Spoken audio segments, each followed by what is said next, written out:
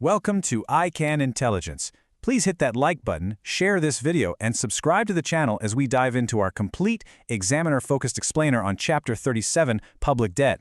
My goal today? Total mastery for your skills level exam. Think of me as your personal examiner and mentor. I'm going to guide you calmly, step by step, right through this syllabus.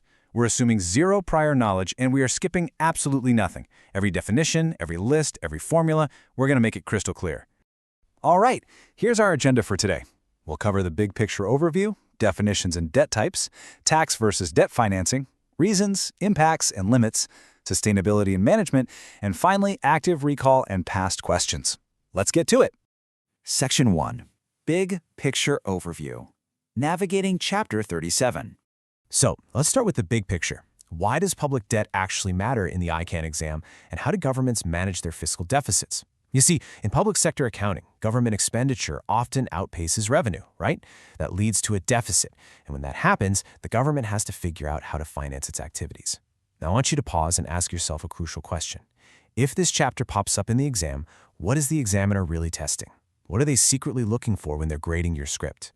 Well, here's the inside scoop. The examiner is testing your ability to evaluate government financing choices, accurately classify different types of debt, and analytically discuss debt sustainability and management strategies. They don't just want a robot repeating facts. They want to see that you understand not just what debt is, but why a nation takes it on in the first place, and exactly how it impacts the broader economy. Section 2. Definitions and debt types. The core vocabulary. Okay, let's dive right into the core vocabulary. Listen, precision is absolutely everything in the exam room. Let's look at total public debt.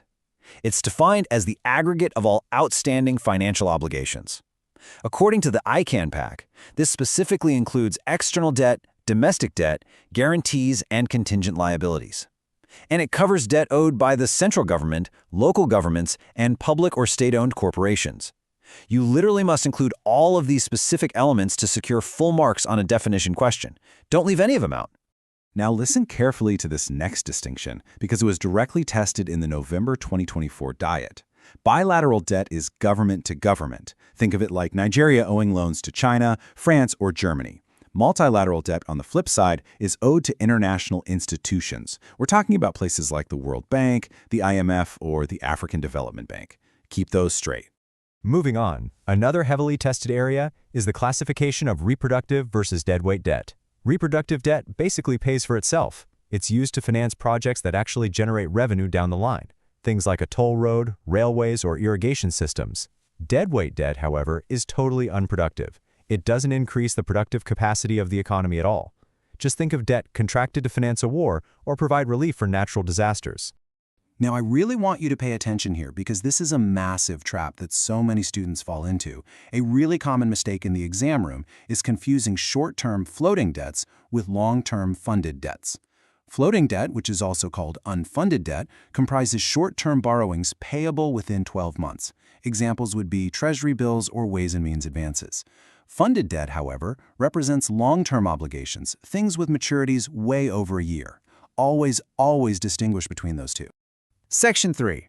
Tax versus debt financing. Let's see how this builds our understanding. When a government runs a deficit, should it tax the citizens or should it just borrow the money?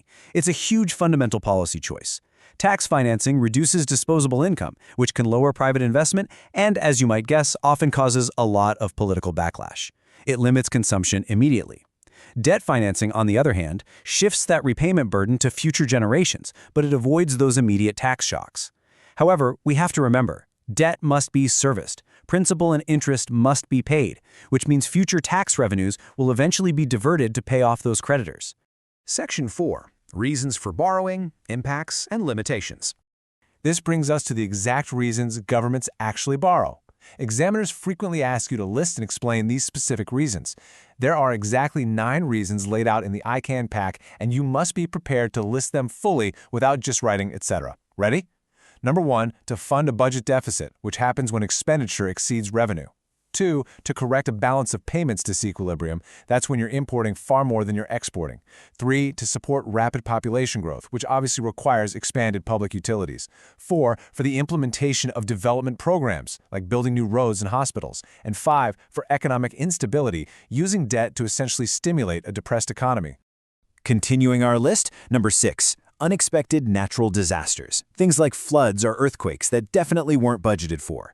7. Fluctuations in revenue due to a monocultural economy, meaning one that's overly reliant on a single export. 8. Funding wars or national emergencies. And finally, number 9. Debt servicing itself.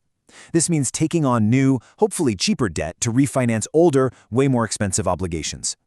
But of course, borrowing has some pretty severe disadvantages. Most notably, we have the crowding out effect. This is absolutely crucial to understand. It's when massive government borrowing drives up interest rates and basically starves private companies of the loanable funds they desperately need to grow. Other limitations include the unfair tax burden placed on future generations, foreign exchange misallocation to service external debt, loss of economic independence to bodies like the IMF, and widening income inequalities. I want you to pause right here and ask yourself, if the examiner asks for the disadvantages of public debt as a theory question, how exactly should it be answered so you earn full marks? Well, the right approach is to clearly list points, like the crowding out effect, and then explain them fully with the exact key words we just talked about. Don't just bullet point them. You need to elaborate on the actual economic mechanism at play. Section 5. Debt sustainability and management. Now, let's explore debt sustainability. This is a big one.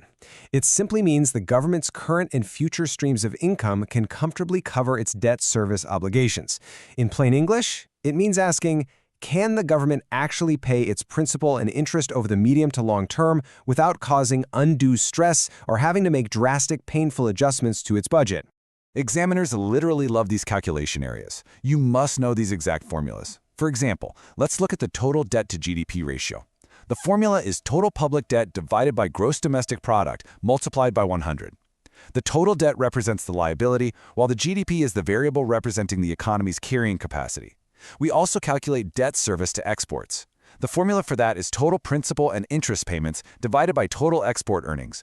But note a very important limitation here. A ratio might look artificially low if a country is actively defaulting on its debt payments, so they always have to be interpreted with caution.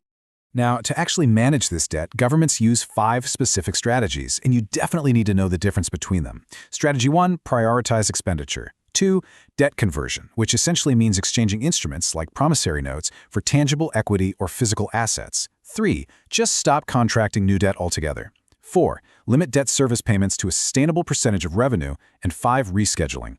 This involves renegotiating the terms, like extending maturities or getting a grace period, without actually changing the principal amount owed. Section 6. Active recall and past questions link. Before we wrap up today, let's lock all this knowledge in with an active recall session, using actual merged past questions directly from the ICAN pack. Let's look at how the examiner actually tests this stuff. It brilliantly illustrates how recurring these themes really are. Look at the November 2024 diet, for example. It tested the exact difference between bilateral and multilateral debt, plus the reasons for borrowing. Then November 2022 tested the sustainability ratios and their shortcomings. And May 2022, that one tested the principles of debt rescheduling and forms of conversion. So, when you sit down to answer these past questions during your revision, here is exactly what you do. State your definitions exactly as per the ICAN pack. List all items fully, and I mean it. Never end a list with etc. It just implies to the examiner that you ran out of knowledge.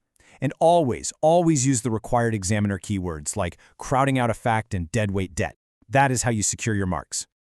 All right, let's do a quick final recap. You need to memorize your exact definitions, the 9 specific reasons for borrowing, and your sustainability ratio formulas. Ask yourself right now, can you list all 9 reasons from memory?